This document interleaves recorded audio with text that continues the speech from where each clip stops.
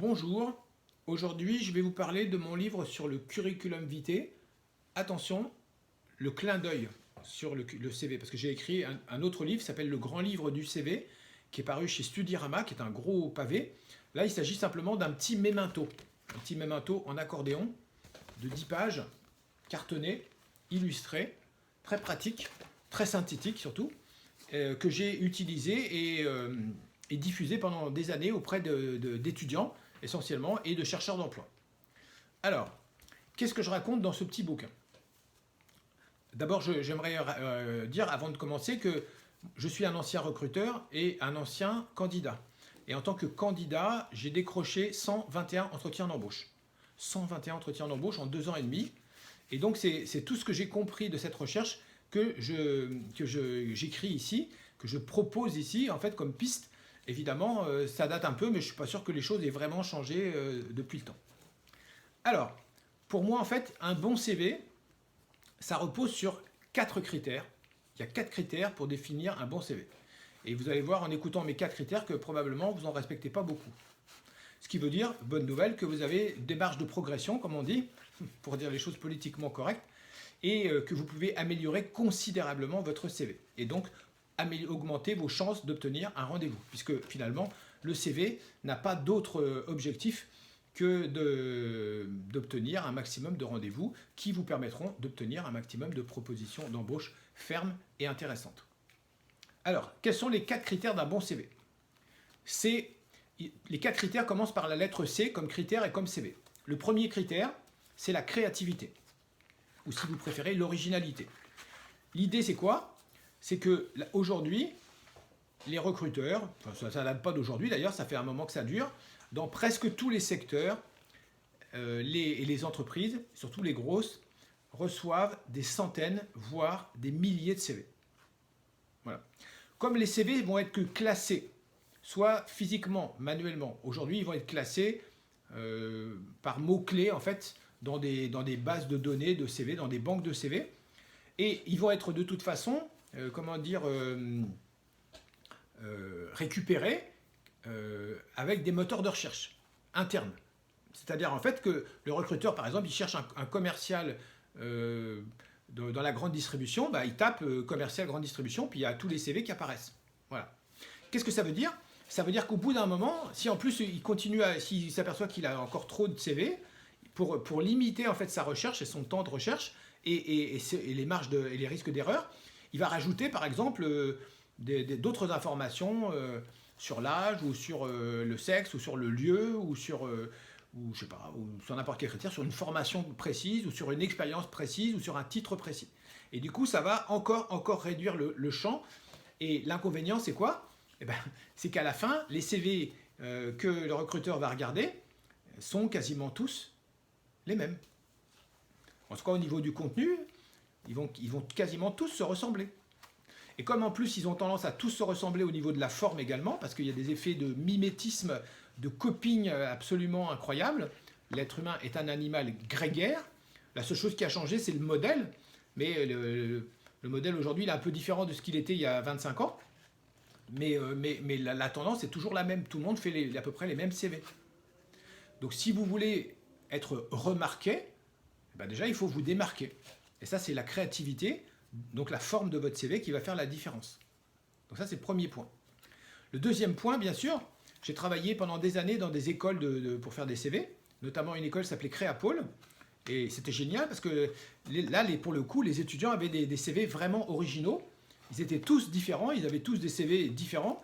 Ils travaillaient sur des logiciels de pré-AO. Et ça, c'était génial, sauf que ils n'avaient pas forcément de bons résultats. Pourquoi? Parce que autant comme leur CV était fort dans la créativité, ils étaient faibles dans le deuxième critère, que j'ai un peu vérifié du coup avec eux, c'est la cohérence. La cohérence. Il ne suffit pas de faire un CV beau ou original, il faut que la créativité soit au service du contenu, c'est-à-dire du bonhomme, c'est-à-dire du métier, du secteur et de la personnalité. Si la créativité n'est pas cohérente avec ça, le résultat sera soit nul, soit pire. Ce qui explique que certains candidats et recruteurs militent contre la créativité, mais ils n'ont pas compris ça. C'est juste ça. Donc votre CV doit être cohérent. avec vous, avec votre métier, votre secteur d'activité et votre personnalité. Ça, c'est peut-être même la région ou le lieu dans lequel vous allez naviguer. Quatrième critère. Troisième critère d'un bon CV, c'est la clarté. Alors la clarté, ça a l'air évident, ça ne l'est pas du tout.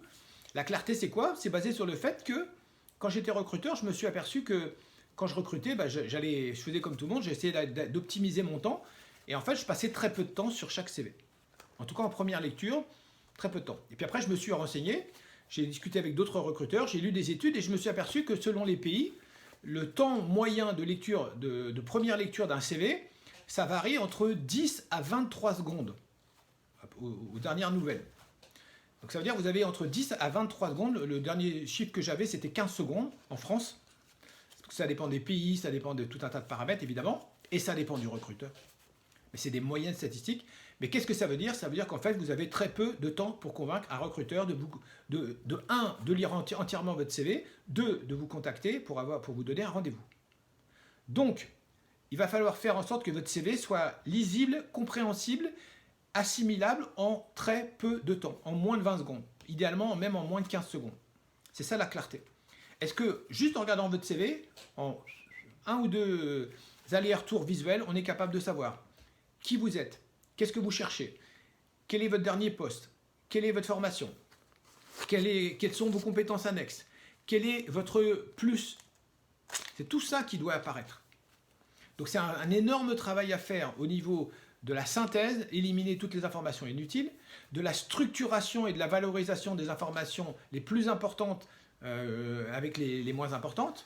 En d'autres termes, il faut bien réfléchir à qu'est-ce que le recruteur a besoin de savoir et qu'est-ce qui est secondaire et qu'est-ce qui est complètement tertiaire. Par exemple, les dates. Moi, je suis toujours horrifié de voir les dates mises en valeur sur un CV. Les dates, on s'en tape. C'est complètement troisième, quatrième degré d'information. Complètement inutile. Par contre, la fonction, le poste que vous avez occupé, ça, c'est fondamental. Voilà. Et enfin, le dernier critère d'un bon CV, toujours par la lettre C, c'est tout simplement le côté commercial. Qu'est-ce que ça veut dire? Ça veut dire que votre CV, c'est un outil de vente de vous-même pour décrocher des rendez-vous. Donc, vous pouvez mesurer le côté commercial de votre CV, même si ce n'est pas vrai dans l'absolu, parce que, bon, voilà, il y a des paramètres. Par exemple, si vous envoyez un CV dans l'informatique, comme on manque de personnes, avec un CV nul, vous pouvez avoir des rendez-vous. Ça ne prouve rien. Mais grosso merdo, ce qu'il faut comprendre, c'est que en réfléchissant à tout ce que vous pouvez améliorer commercialement, vous augmentez vos chances d'avoir des rendez-vous. Et ça, c'est ce qu'il y a de plus difficile à faire. Pourquoi? Parce que ça joue sur beaucoup de petits détails qui, accumulés, finissent par donner une impression d'ensemble. Donc, premièrement,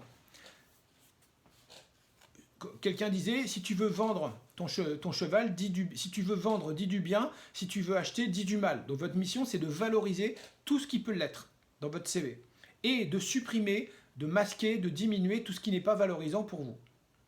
Donc ça, c'est aussi un travail de réécriture complet du CV.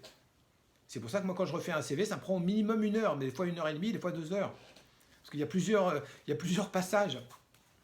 Après, ça suppose de réfléchir, de transformer chaque titre en argument commercial.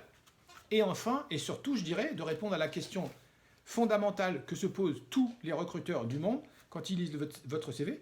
Pourquoi vous plutôt qu'un autre? Voilà. Et malheureusement, comment 99% des candidats répondent à cette question? Ils répondent à l'envers. Ils répondent en se tirant une balle dans le pied avec la rubrique poubelle, divers, loisirs, autres. Autrement dit, le dépotoir, tout ce qui est à la fin du CV. Alors que c'est justement là que vous pourriez transformer votre essai et valoriser au mieux votre CV, c'est-à-dire votre candidature, en réfléchissant qu'est-ce que vous avez de plus que les autres, mais quelque chose de positif. Une seule chose, ça suffit. Voilà, donc si ça vous intéresse, le curriculum vitae, Jouvence, 2,90 € en vente sur les sites.